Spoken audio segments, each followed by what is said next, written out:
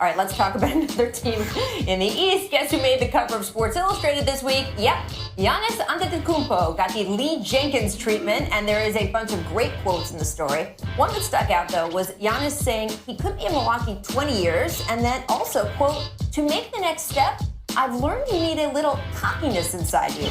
I can be a little cocky, he said. I've definitely become more serious. I have a franchise on my shoulders.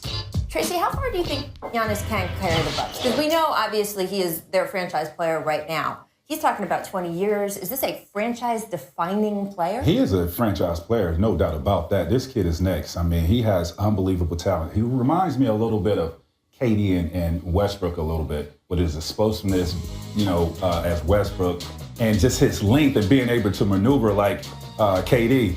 Now, if he develops a jumper, he's going to be scary. But as great as he is at this point, being 22 years old, it doesn't matter.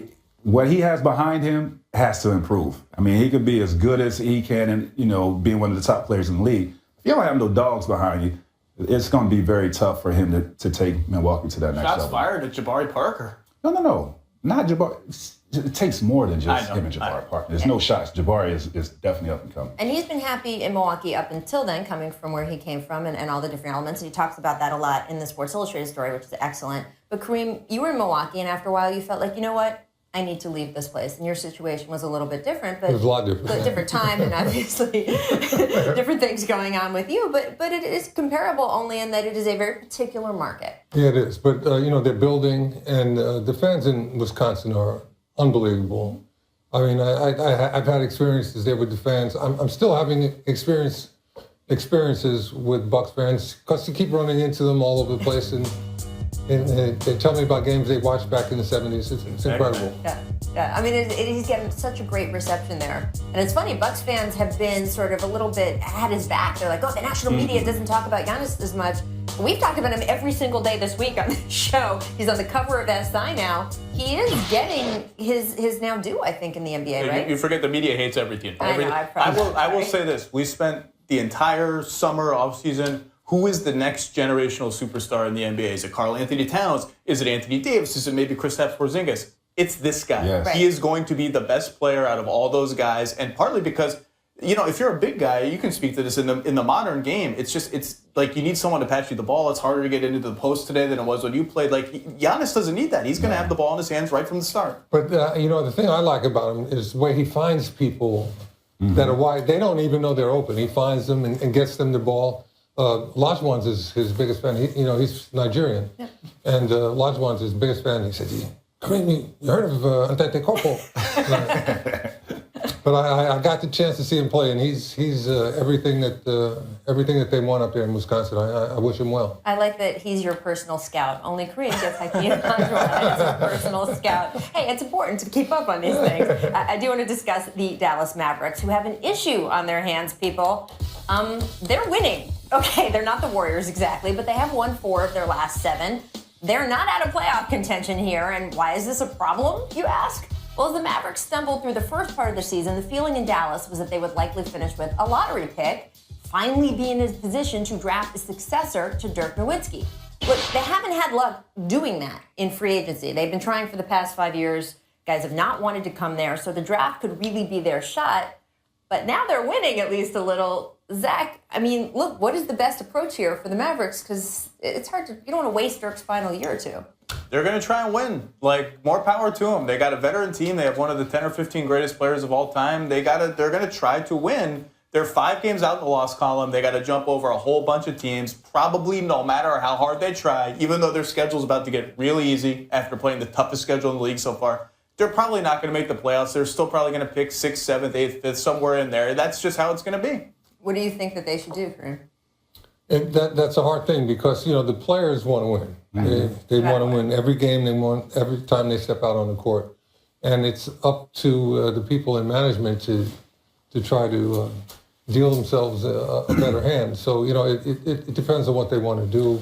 And that's usually decided behind closed doors. Yeah, if I'm a player, I'm not embracing, trying to tank. Not at all. I mean, we want to win. We understand the circumstance. What happened in the beginning of the season. We wasn't healthy. We didn't have our whole team. Now we're coming to complete, and we're starting to win ball games, found out how good we can really be. So let's give it a shot. If you look at guys, the top 5 guys that are coming out of college for this year that are projected, I don't see nobody replacing Dirk Nowitzki to be a franchise player. I mean, these guys are good college players, but I don't see nobody coming in.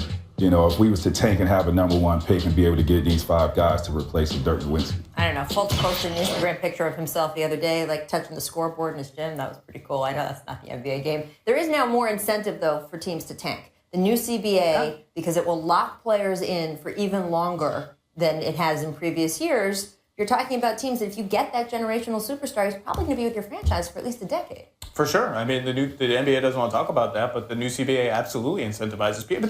It's not a huge change, but it moves the needle a little bit towards, like, if I can get this guy and keep him for his whole career, like, I should probably try and get him.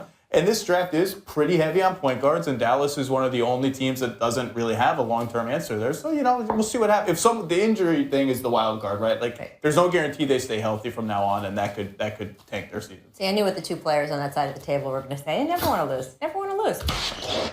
We have the worst defense in the NBA. That's the bottom line. It's embarrassing how we go out there and attempt to defend every night.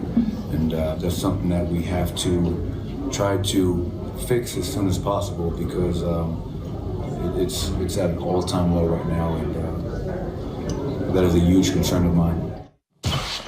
We have the worst defense in the NBA. That was embarrassing. That was Mike Malone ripping the Nuggets D after last night's home loss to the Kings. And we are back with Kareem Abdul-Jabbar, Tracy McGrady, and Zach Lowe. I had to go out of order there because it's Kareem. So. You don't have to say my name compared to these guys. Right, just do the show. Tracy, what do you think? It's Kareem Abdul-Jabbar. It is. What do you think? You've been in the position of having a coach try to rip the team to motivate you. Does it actually work? No. Okay. It doesn't work. I mean, here's the deal. These guys that they have on their team are not guys that are defensive minded. This league is so bad defensively these days. I mean, these guys are all about offense. So you have a bunch of guys that are offensively talented, but they're not locking into defense. And that's up to the coach to get these guys to buy into whatever strategy, whatever system he implements for these guys to go out there and execute. It's just not happening. He's trying, I guess. I mean, this is one of his attempts. He's got to push other buttons. I don't know. He's going to have problems if he gets them to the point where they're feeling persecuted. Right. And he's asking them to do things that they can't do. If he wants them to do different things, he's going to have to show them what he wants them to do and then train them to do that if they haven't learned. Because as Tracy just said, so many guys, all they're thinking about is, how can I score the basketball? How can I score? And then how can I score a three-pointer? And, everything else is superfluous, So guys that really embrace defense and, have that bit of fight and, sand in them, those are very valuable guys. Funny thing is, I was in Oakland to watch their game with the Warriors, and all they were doing that night, Denver was complaining about the schedule. They had to go back to Denver on a back-to-back. The Kings were already there, sleeping in their hotels in Denver. Right. Oh, we're going to get a schedule loss. And then they lose, and it's like, you stink at defense. Right. The players stink. Everyone stinks. We stink. That was the schedule. I also think Mike Malone justifiably has a little thing about the Kings. Yes, so clearly. I think that may have been sticking in his craw a little bit. To win. Yeah, I mean, he really wanted that one. This team has had defensive lapses over the years, and they've gone through that with several different coaches, right? So they also have a built-in home advantage playing at altitude.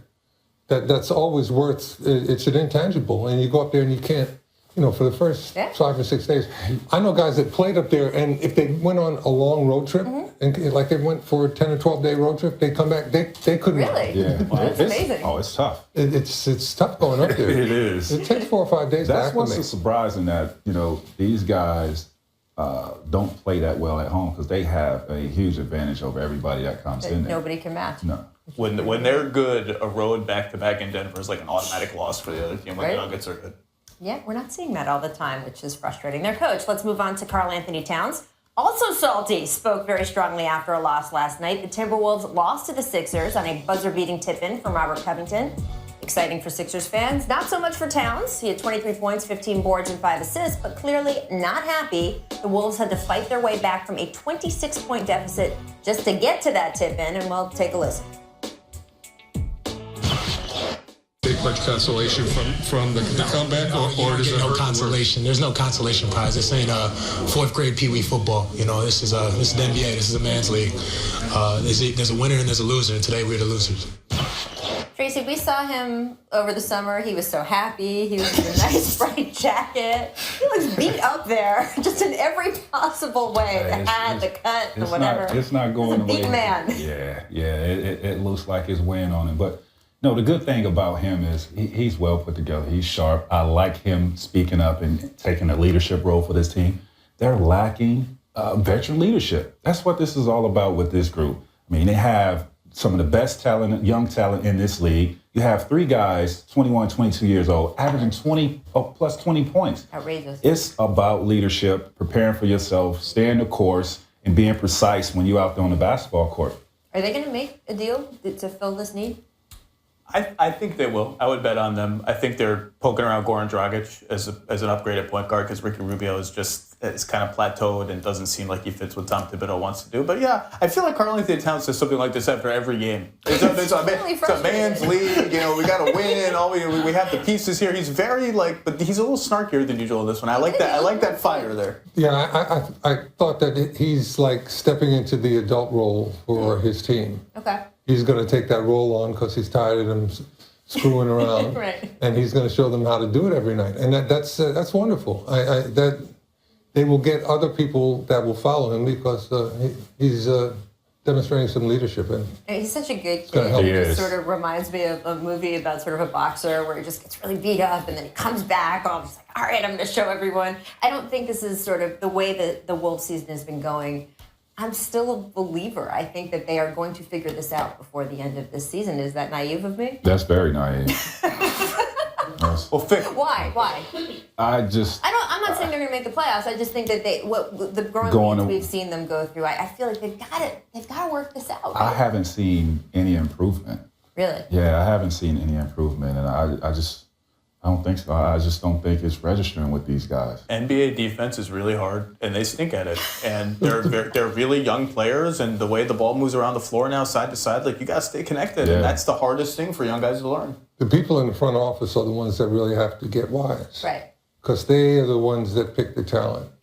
And they have to understand the maturity level and just the talent level. If they keep picking guys that can't play defense, you need that. They're limiting themselves. Well, the guy picking the talent now is also the coach, who's also supposed to be a defensive genius. So we'll have to see where that goes. Trade deadline approaches. Yeah. All right, we got to take a quick break. But first, here's our distant replay from this date in 2002. I think I was at this game. This is a Wizards Jordan alert. Here comes Chicago. Oh, give me that. 2 hands. Yep, you do it. Give me that. Come on, Ron Mercer. Oh. None of that, please. Comes out of nowhere, gets a run. Give me that. Just flies, catches it with both hands, pins it on the board, and brings it down. That is a remarkable. Ty Lue, the young Ty Lue likes it. A little happy Ty Lue. Yeah.